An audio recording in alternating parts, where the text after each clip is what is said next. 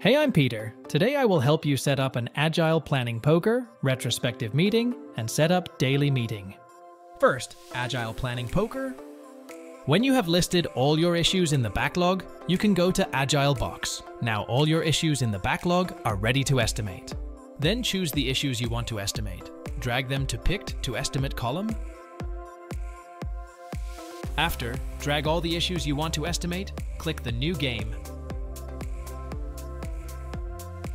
In this step, you need to fill your name game, date and time, choose template suit your need, invite your colleagues. The game has begun. You and your teammate can now select any ticket grade for the task.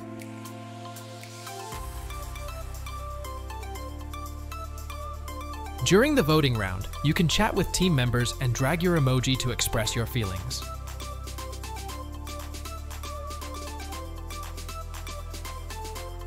Secondly, retrospective meeting feature.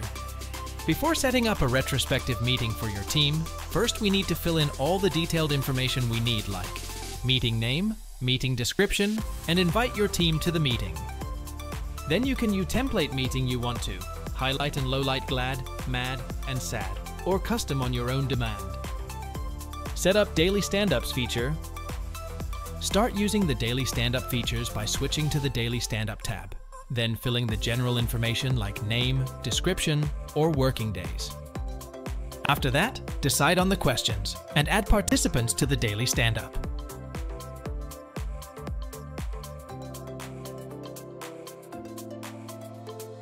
Now, the participants have to fill the report with following questions.